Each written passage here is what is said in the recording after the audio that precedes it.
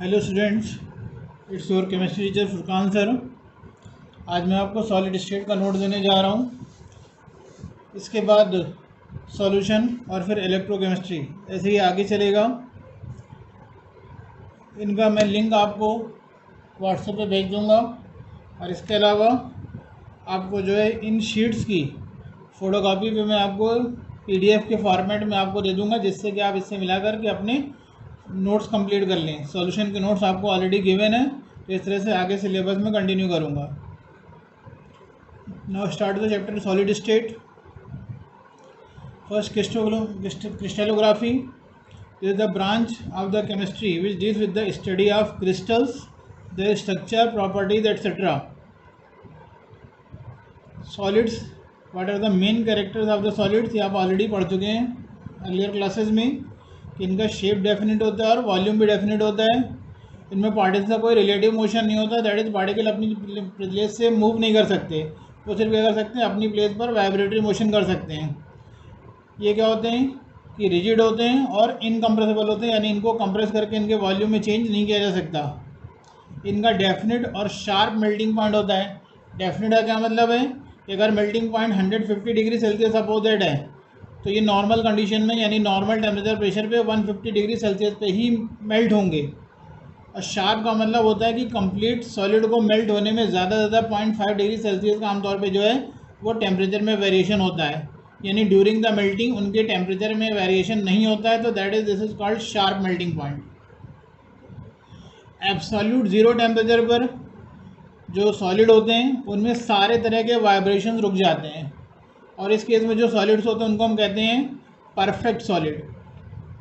तो absolute zero they are called perfect solids, and at this temperature their vibrations are also stopped. Now classification of solids. Solids are of two types. First है amorphous solid.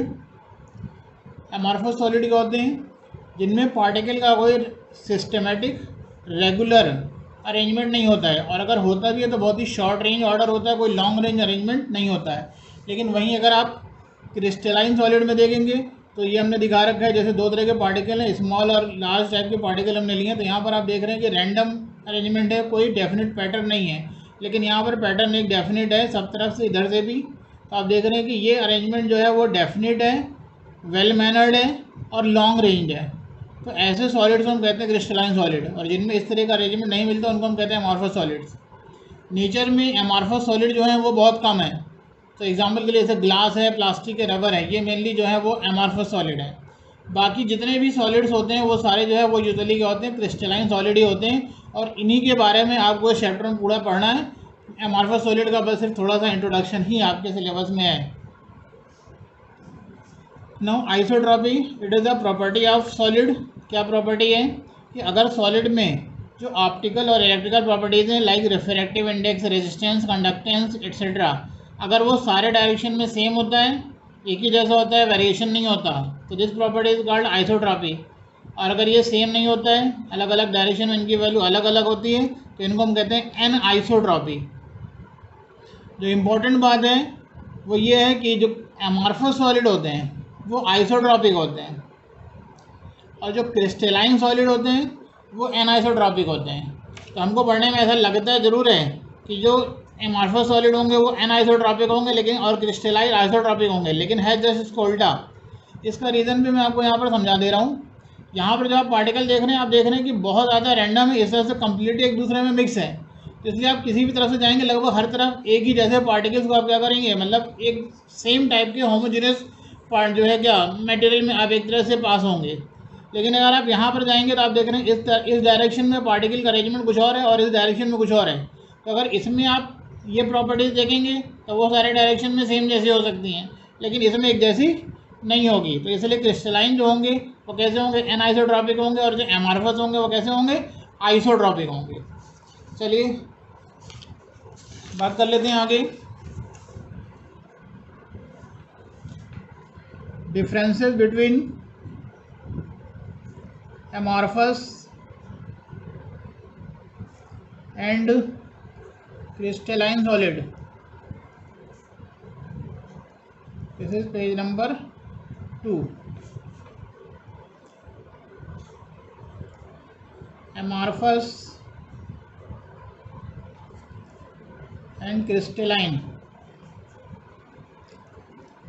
no definite pattern of arrangement of particles, definite arrangement. Second है short range order,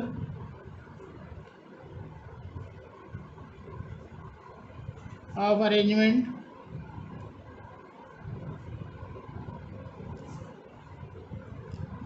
long range order, no fixed melting point and boiling point, fixed melting point and boiling point. They are called pseudo solids. They are called true solids. Give rough surface when cut through a sharp edged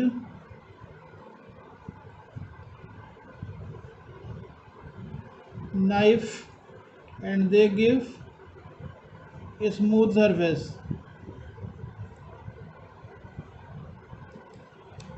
ये आप इससे समझ सकते हैं कि smooth और rough surface क्यों मिलेगी। जैसे आप देखें कि इससे आप किसी भी डायरेक्शन में लाइन ड्रॉ करें, कोई ना कोई पार्टिकल जरूर कट रहा होगा, तो इसलिए कभी भी स्मूथ सरफेस नहीं मिलेगी। लेकिन आप यहाँ पर देखें ना, ये डायरेक्शन ले लें, ये डायरेक्शन ले लें, ये डायरेक्शन ले लें, तो इस तरह से अलग अलग डायरेक्शन में जो है वो आप देख रहे हैं कि पार्टिकल कोई भी नहीं आ रहा है और कम्प्लीटली कट हो रहा है। तो that is why crystalline solid के केस में हमको क्या मिलती है, स्मूथ सरफेस मिलती है।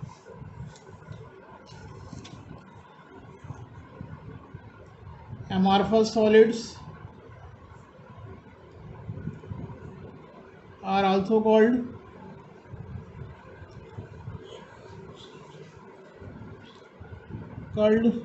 supercooled liquids.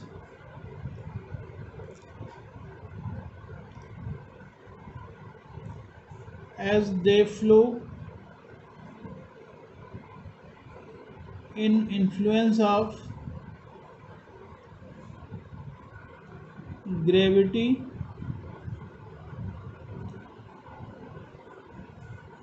downwards,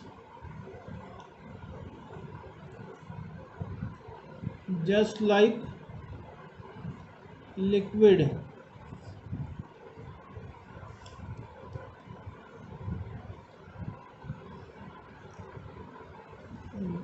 आपने देखा होगा कि जो glasses of old window panes are thicker at the bottom. तो कहीं पुरानी बिल्डिंग में अगर ग्लास निकलते हैं तो वो बॉटम पर क्या होते हैं, बिल्कुल हल्के से स्लाइटली क्या होते हैं, थिक हो जाते हैं, मोटे हो जाते हैं। ये इस बात को शो करता है कि ग्लास बहुत ही स्लोली लेकिन धीरे धीरे क्या कर रहे हैं, in influence of gravity downward move करते रहते हैं। सिमिलरली जो प्लास्टिक की पॉलिथीन जैसे आप देखते हैं दुकानों पर पड़ी होती है, वो धीरे धीरे क्या होने लगती है, टाइम बाय टाइम ट्रांसपेरेंट से ट्रांसलूसेंट होने लगती है। रीज़न क्या है कि जो प्लास्टिक होता है वो धीरे धीरे क्या होता है, influence of gravity downward direction में मूव करता है, जिससे उसकी ट्रांसपेरेंसी जो होती है वो धीरे धीरे क्या होती जाती है, कम होती जाती है। तो इसीलिए कई बार पुराने ग्लास जो होते हैं वो क्या होते हैं, कहीं पर बीच बीच में वाइट हो जाते हैं। तो रीज़न क्या है कि वहाँ पर जो ग्लास है वो धीरे धीरे नीचे फ्लो कर जाते हैं, जिससे उनका क्रिस्टलाइजेशन हो जाता है। तो एग्जाम में क्वेश्चन बहुत आता है कि why glasses are considered as super cooled liquid. Important है कि why glasses are considered as super cooled liquid.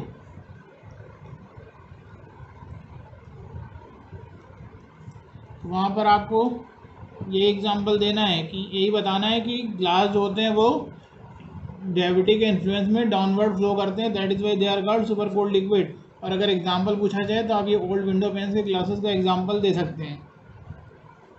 Clear?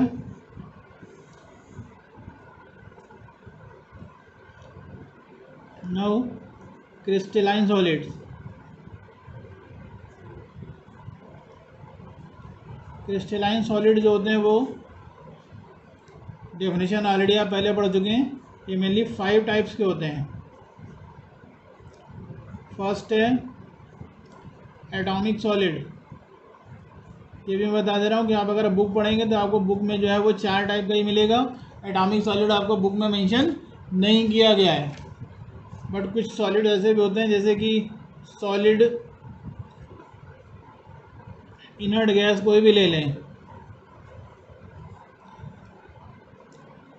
Solid inert gases are atomic solids.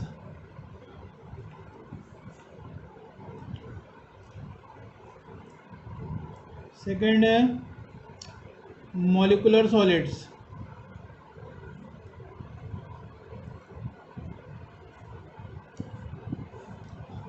अच्छा, ये बता दे रहे हैं कि इनमें जो पार्टिकल्स होते हैं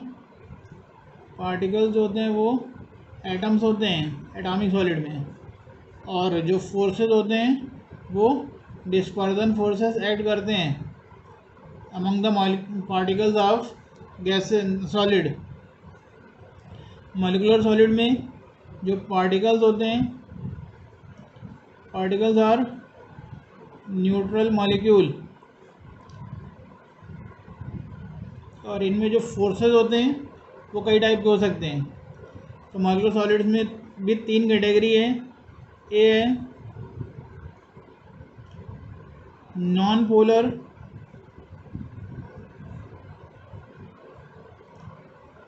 मॉलिकुलर सॉलिड्स। इनमें जो पार्टिकल्स होते हैं, पार्टिकल्स आर नॉन पोलर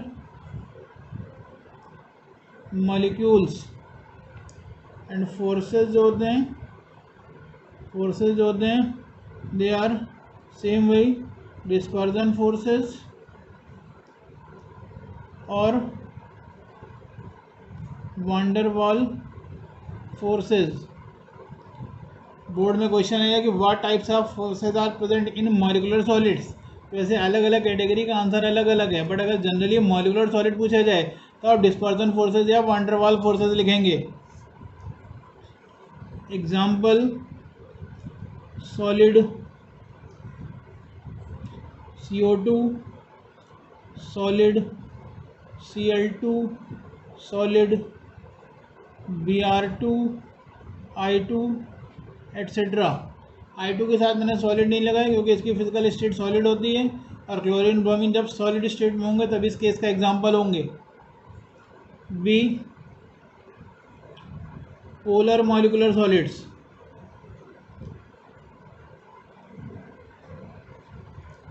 इसमें जो पार्टिकल होंगे, पार्टिकल्स और पोलर मॉलिक्यूल्स, और जो फोर्सेस होंगे वो डायपोल डायपोल इंटरेक्शन।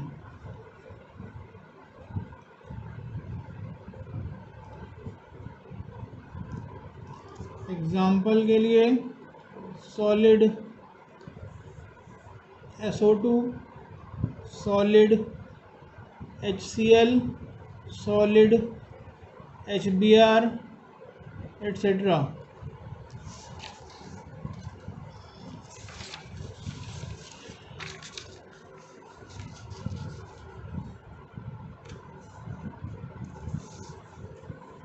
और सी पार्ट है इसका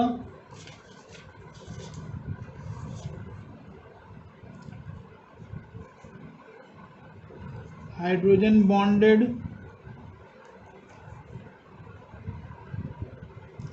मॉलिकुलर सॉलिड्स।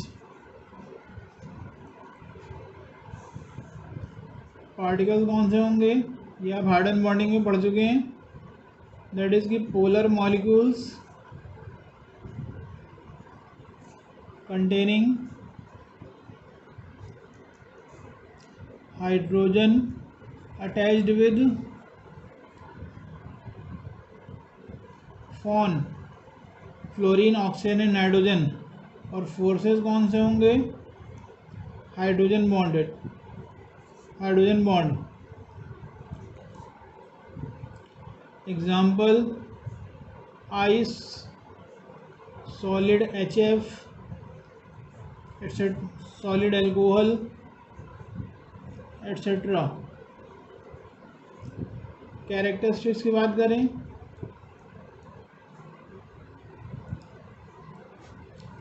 तो they are soft and non conductor of heat and electricity. हालांकि जो पोलर मॉलिक्यूलर सॉलिड है वो सॉलिड स्टेट में तो नहीं, लेकिन एक्वस मीडियम में इलेक्ट्रिसिटी के कंडक्टर हो सकते हैं। क्लियर?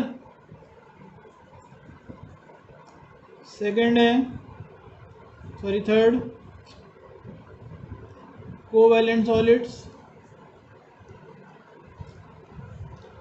और इन्हीं को कहते हैं network solids.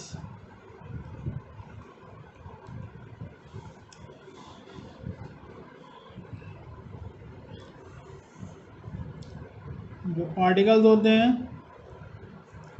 Usually atoms of non metals और मेटलॉइड्स,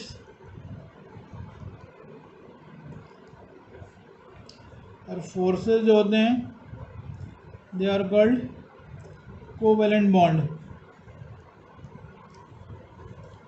एग्जाम्पल की बात करें तो ग्रेफाइट,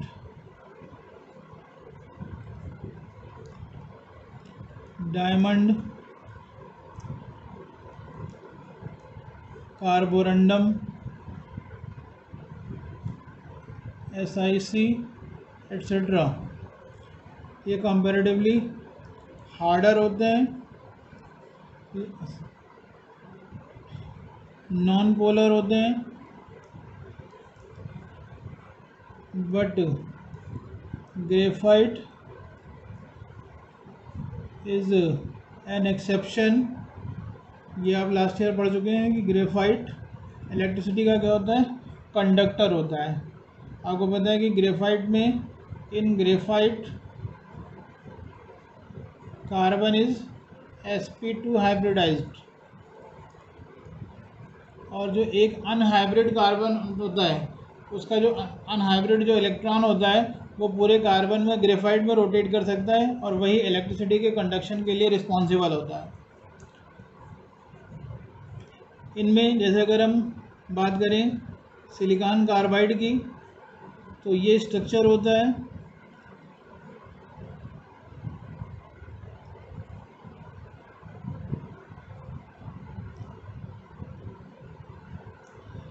तो दैट इज वाई आप यहाँ पर देख रहे हैं कि इसमें कोवेलेंट बॉन्ड का क्या होता है? एक कंप्लीट नेटवर्क बन जाता है, और इस नेटवर्क के होने की वजह से इनका जो, इनको हम क्या कहते हैं? नेटवर्क सॉलिड भी कहते हैं।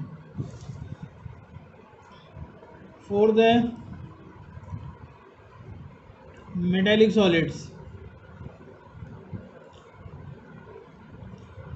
मेटालिक सॉलिड्स में जो पार्टिकल्स हैं, particles are atoms of metals, and जो फोर्सेस होते हैं, this forces are simply called metallic forces. इनमें क्या होता है? एक्चुअली हम मेटल का एक इलेक्ट्रॉन C मॉडल देखते हैं। इसके अकॉर्डिंग जैसे मेटल में आपको पता है कि फ्री इलेक्ट्रॉन्स होते हैं, तो ये थ्योरी कहती है कि एक इलेक्ट्रॉन का C होता है, C ऑफ इलेक्ट्रॉन, और जो कैटायंस बच जाते हैं तो दोज कैटायंस आर कॉल्ड केर्नल्स। ध्यान रखना, in pure metal electron lose करने के बाद जो कैटायंस है वो कैर्नल्स कहलाते हैं। किसी आयनिक कंपाउंड में जो कैटायंस है वो सिंपली कैटायंस होंगे, वहाँ पर इनको कैर्नल्स नहीं कहेंगे। कैर्नल्स इनको प्योर मेटल में ही कहेंगे जिनमें कि फ्री इलेक्ट्रॉन्स भी हैं और कैटायंस भी हैं। उस केस में इन कैटायंस को कैर्नल्स कहा जाएगा, अदरवाइज ये कैर्नल्स नहीं कहलाएंगे। और ये कैर्नल्स जो होते हैं they float in sea of electron. So this is the electron C model। जो ये फ्री इलेक्ट्रॉन होते हैं इन्हीं की वजह से जो मेटल्स होती हैं they are conductor of heat and electricity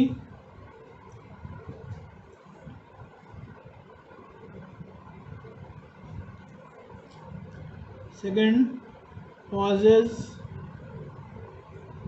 metallic luster,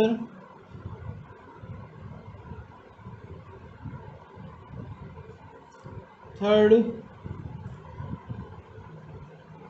malleable and ductile।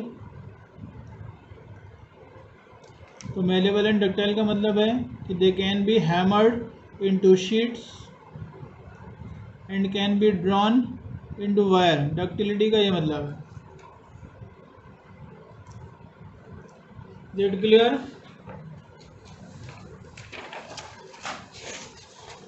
चलिए आगे बढ़ते हैं।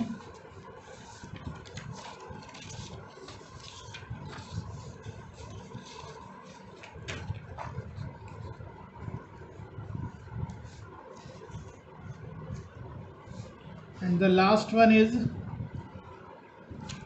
ionic solid। Fifth is ionic solid। इनमें जो पार्टिकल्स होते हैं, particles are opposite charge ions. और सेकंड जो फोर्सेस होते हैं दे आर इलेक्ट्रोस्टैटिक फोर्सेस। और या फिर इन्हीं को हम और क्या कहते हैं, ionic bond. Due to strong forces they are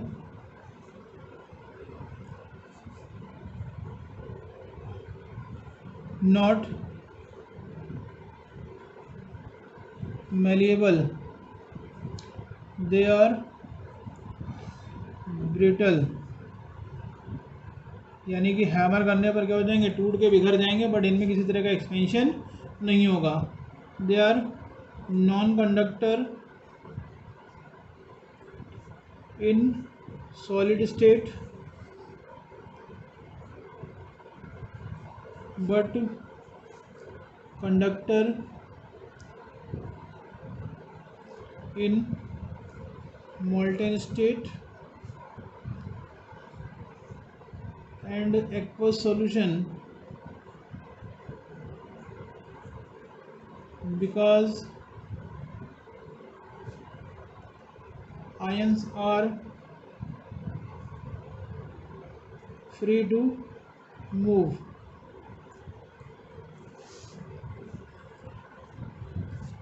example जितने भी साल्ट्स हैं NaCl, CaCl2, ZnS, Na2O etcetera, जितने भी आयनिक कंपाउंड हैं वो सब एग्जाम्पल हैं आयनिक सॉलिड के। तो this is the classification of crystalline solids. अभी हम चैप्टर के मेन पार्ट में एंटर करेंगे।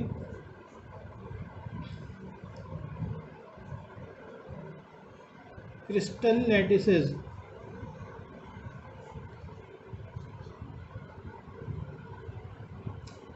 क्या है crystal lattices? Crystal lattices simply क्या है, अरेंजमेंट है। कैसा अरेंजमेंट है? 3D arrangement. किसका? पार्टिकल्स का। कैसे? इन लॉन्ग रेंज ऑर्डर में, जिससे कि वो क्या सके, एक कंप्लीट सॉलिड फॉर्म कर सके, क्रिस्टल फॉर्म कर सके। तो इस अरेंजमेंट को हम क्या कहते हैं, क्रिस्टल लैटिस कहते हैं। Suppose that I am trying to form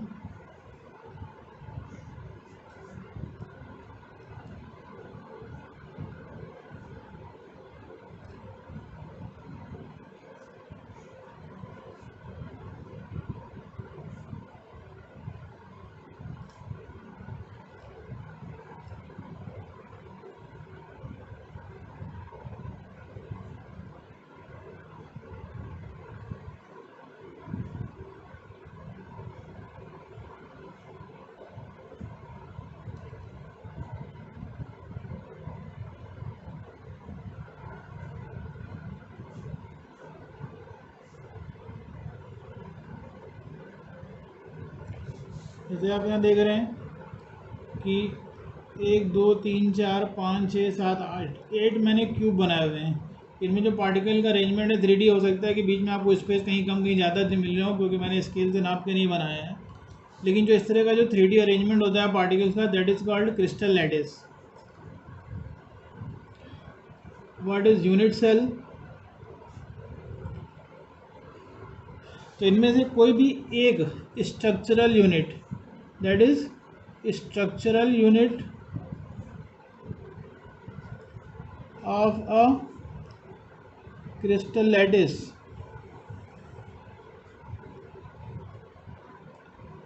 is called what? Unit cell. जैसे इनमें से एक ही यूनिट सेल है, एक ही है, एक ही है, एक ही है, तो इसमें टोटल 8 यूनिट सेल है। यानी हमने जो भी ये क्रिस्टल बनाया है ये 8 यूनिट सेल से मिला करके बनाया है। क्रिस्टल जो यूनिट सेल हैं वो क्यूबिक भी हो सकते हैं, क्यूबॉइड भी हो सकते हैं, हेक्सागोनल भी हो सकते हैं, कई तरह इनके 3-4 शेप हैं। लेकिन फ़िलहाल आपके इनके टाइप तो पढ़ने हैं, लेकिन आगे जो डिटेल स्टडी पढ़नी है वो ये मान के पढ़ने कि आपको जितने भी दिए जा रहे हैं क्रिस्टल वो सारे जो हैं वो क्यूबिक हैं, यानी जिनमें की सारी लेंथ जो है वो क्या है, बराबर है।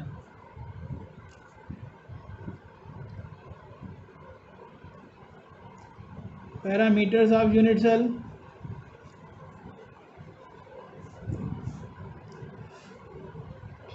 तो देयर आर 6 पैरामीटर्स।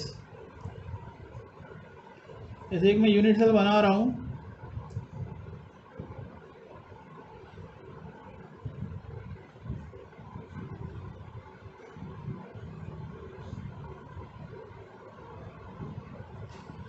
तो आप देख रहे हैं कि इसमें 3 तो साइड होंगी, है ना, हाइट, ब्रेड्थ और जो है क्या लेंथ। और इसी तरह की अगर हम बात करें तो एक एंगल ये, यानी कि ये एक एंगल ये, दैट इज़ ये, और एक एंगल इन दोनों के बीच का, यानी 3 एंगल। तो जो ये साइड्स हैं, these sides are called 3 edge length. तो 3 पैरामीटर तो 3 एज लेंथ हैं, जिनको कि हम ए, बी और सी से शो करेंगे।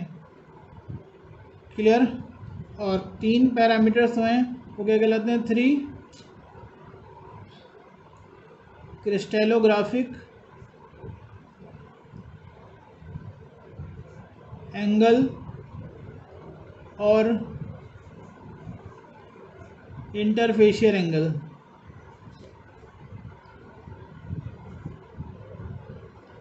जो कि 3 एंगल हैं, सपोज दैट ये अल्फा, ये beta and this one is gamma.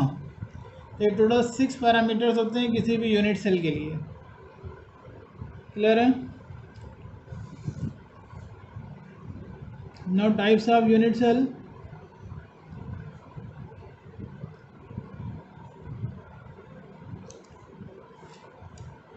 तो आप देख रहे हैं कि यूनिट सेल में आप ये देख रहे हैं कि ये एजेस हैं, यानी कॉर्नर्स हैं।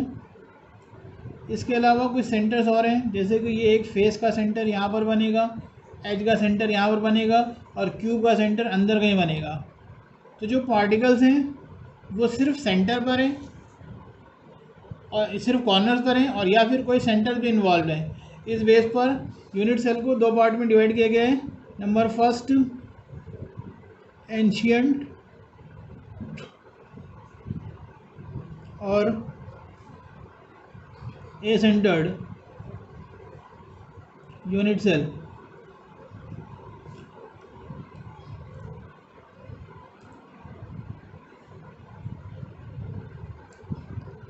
इसमें क्या होता है कि ओनली कॉर्नर्स आर ऑक्युपाइड, यानी सिर्फ कॉर्नर्स पर ही पार्टिकल प्रेजेंट होंगे, लाइक दिस वन।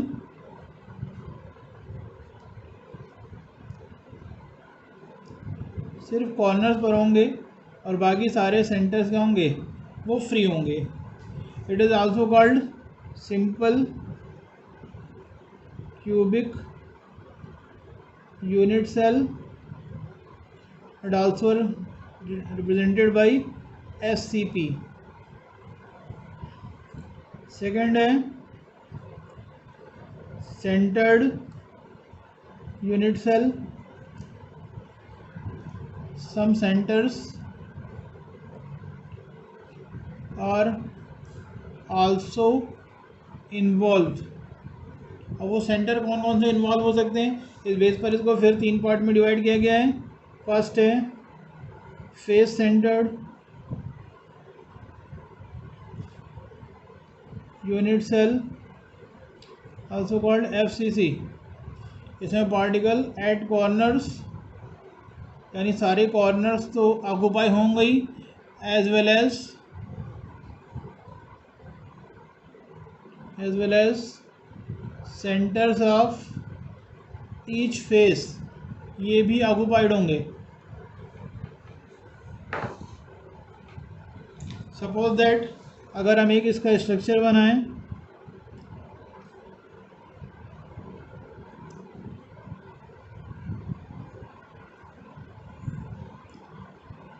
तो कॉर्नर के जो पार्टिकल थे उसको हम दिखा रहे हैं ब्लैक से, और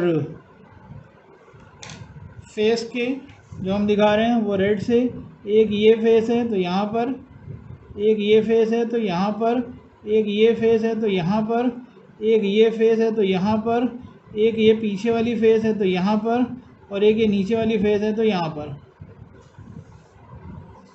clear?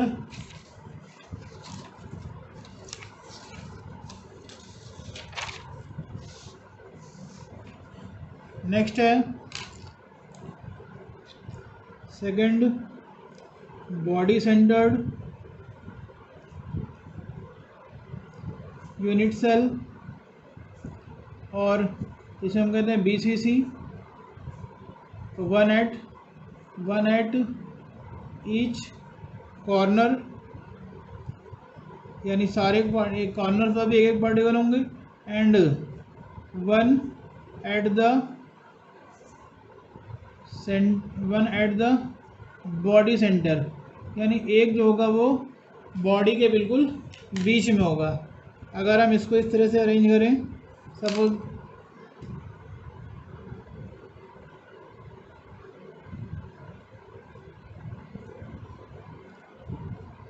One eight each corner, और एक जो होगा पूरे क्यूब के बिल्कुल बीच में अंदर होगा, किसी फेस पर नहीं, बॉडी सेंटर पर होगा बिल्कुल। This is called body centre unit cell. और थर्ड है जो कि बहुत ज़्यादा कॉमन नहीं है, रेयर है, लेकिन कहीं कहीं मिलता है, end centred unit cell. End centred unit cell में क्या होता है कि one particle at each corner and one at the and two at any two opposite faces। suppose that ये क्यूब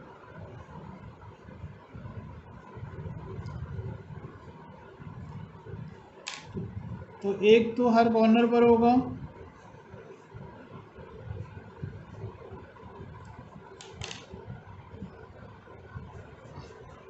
और एक किन्हीं भी दो, जैसे एक ये फेस हमने ली है तो यहाँ पर, और एक हमने ये फेस लिए तो यहाँ पर, किन्हीं दो अपोजिट फेस पर।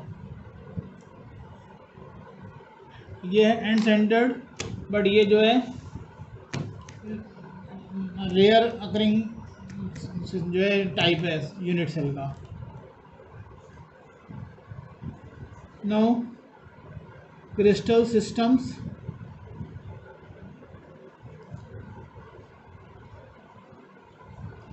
and Bravais lattices.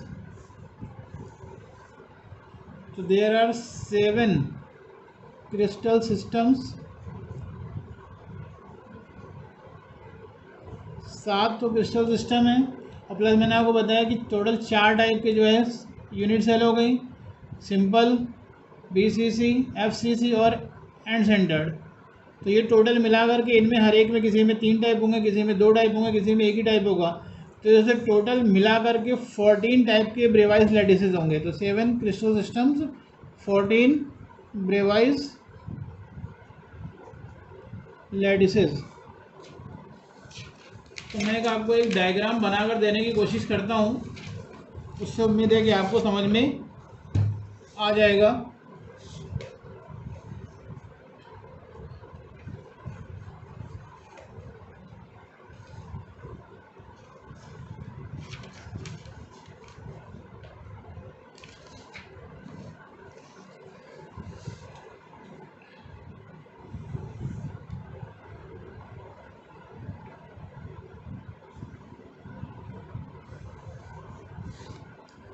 Sorry, lockdown होने से मेरे पास कुछ स्केल भी नहीं है। System edges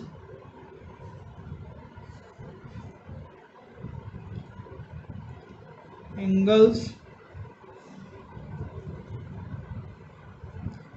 type and examples.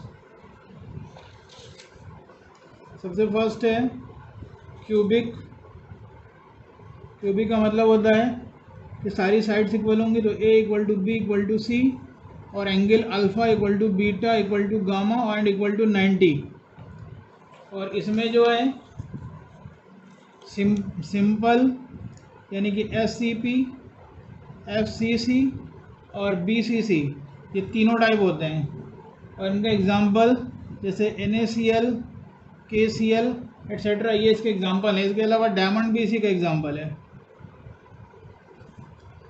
Second है टेट्रागोनल।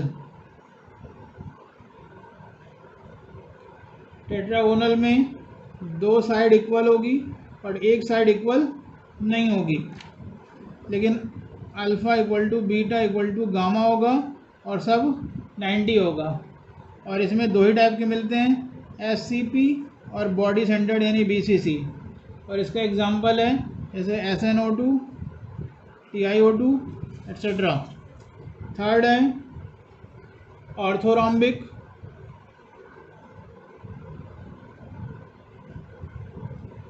इसमें जो है साइड कोई भी इक्वल नहीं होंगी। जैसे आप कोई भी एक बुक उठा के देख लीजिए, बुक की लेंथ, विड्थ और हाइट तीनों अलग अलग होगी, बट एंगल सारे बराबर होंगे और सारे 90 होंगे।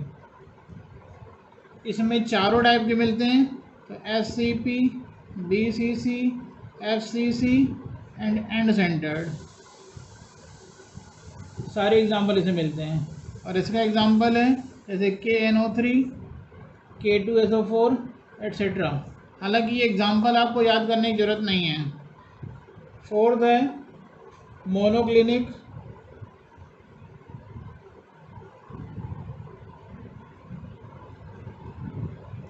मोनोक्लिनिक में A not equal to B not equal to C और alpha equal to gamma equal to 90 but beta not equal to 90, यानी 2 90 के होंगे और एक 90 का नहीं होगा।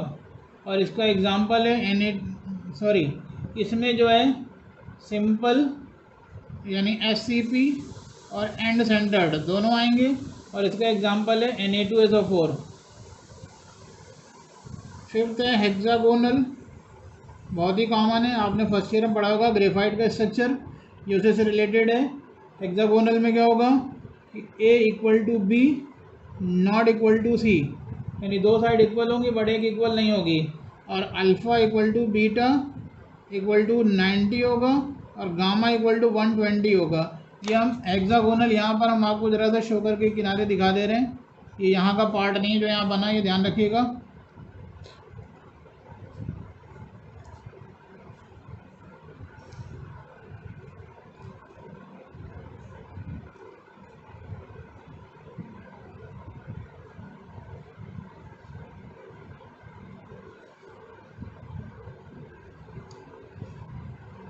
तो इसमें ये और ये साइड, ये ए है और ये बी है, ये बराबर है, बट जो ये वाली है ये बड़ी होगी।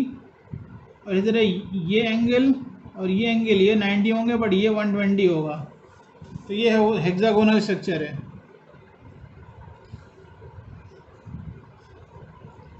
सिक्स्थ है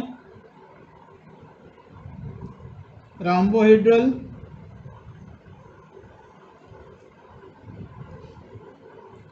राम्बोहेड्रल में क्या होगा कि साइड तो सारी इक्वल होंगी, लेकिन एंगल भी सारे इक्वल होंगे, बट कोई भी 90 नहीं होगा। सारे एंगल बराबर होंगे बट कोई भी 90 नहीं होगा। और ये सिर्फ जो है वो सिंपल में ही मिलेगा। और इसका एग्जांपल है, सॉरी, हेक्सागोनल में भी सिंपल होगा और एंड सेंटर्ड भी होगा। और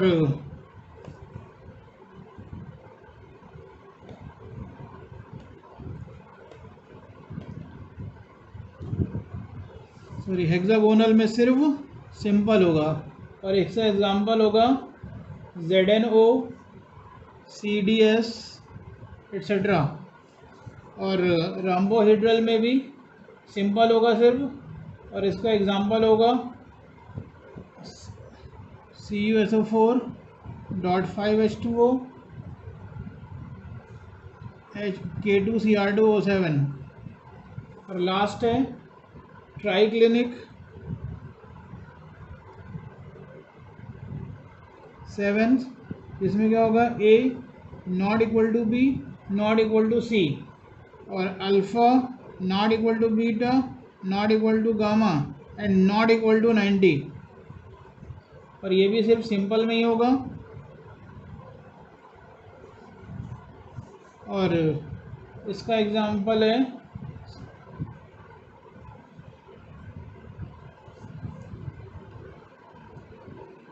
इसका एग्जांपल CaCO3 होना था,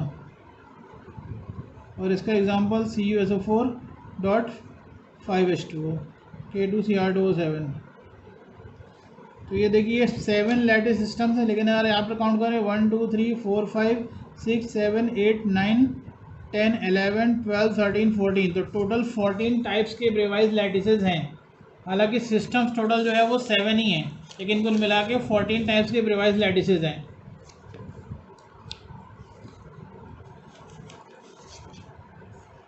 Now calculation of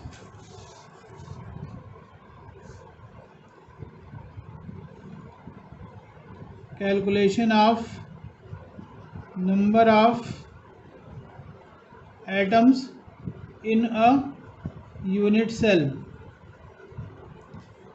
First है in simple unit cell। Simple unit cell में आपको पता है कि 1 atom at each corner.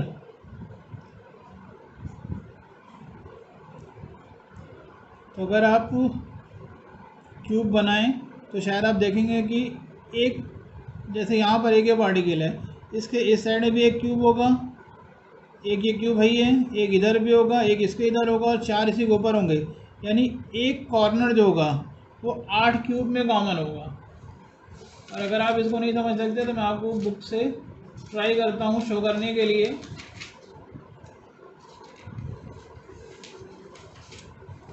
Just wait.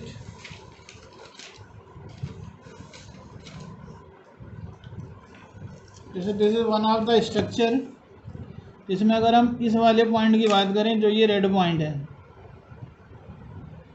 तो आप देख रहे हैं कि इस रेड पॉइंट के एक क्यूब, 2 क्यूब इधर नीचे हैं, 2 क्यूब इधर ऊपर हैं, 2 इधर नीचे हैं, 2 इधर ऊपर हैं, यानी जो ये कॉर्नर है वो 8 क्यूब में कॉमन है, यानी इस कॉर्नर पर जो भी एटम होगा उसका 1/8 पार्ट एक क्यूब में जाएगा, क्योंकि 8 क्यूब में वो डिवाइड हो रहा है, तो एक क्यूब में उसका 1/8 पार्ट जाएगा। तो part of atom included in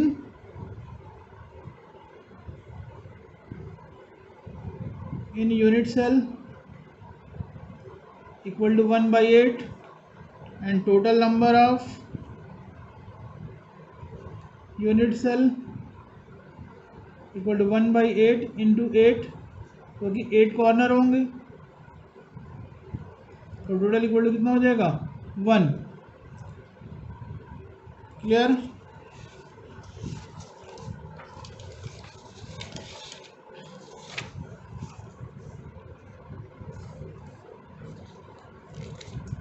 second है फेस सेंटर्ड।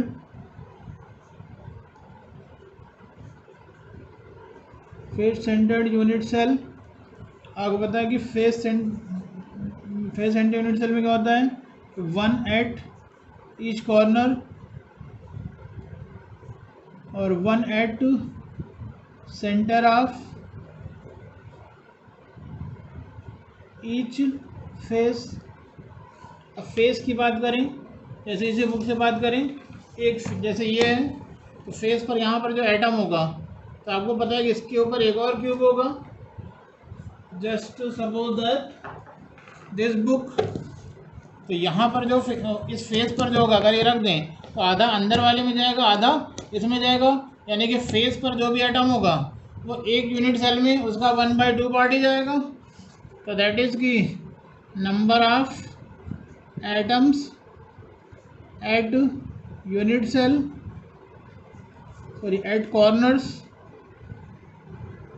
इक्वल टू 1, ये हम पीछे पढ़ चुके हैं, and number of atoms at face centres equal to 1/2 into 6, क्योंकि 6 फेस होती हैं। क्लियर है ना? तो टोटल इक्वल टू कितना हो गया 3। तो total number of atoms equal to कितना हो जाएगा 1 + 3 इक्वल टू 4, यानी फेस सेंटर्ड में 4 एटम्स होंगे। Third body centred unit cell, तो बॉडी सेंटर्ड यूनिट सेल में आपको पता है कि 1 एट ईच कॉर्नर और 1 एट बॉडी सेंटर। तो number of atoms at corners equal to क्या हो जाएगा 1 और number of atoms at body centre, तो ये भी 1 होगा, क्योंकि बॉडी सेंटर पे जो होगा वो उस क्यूब के अंदर ही होगा, तो वो किसी में भी डिवाइड नहीं होगा। तो total number of atoms equal to 2। तो number of atoms in unit cell, इसको हम शो करते हैं Z से। ये भी आगे के डेरिवेशन भी पढ़ेंगे कि एक यूनिट सेल में कितने एटम होगा, उसको हम Z से शो करते हैं। तो for SCP Z equal to 1, for BCC Z equal to 2 and for FCC Z equal to 4। फिलहाल आज के लिए हम यहाँ पर ख़त्म करते हैं।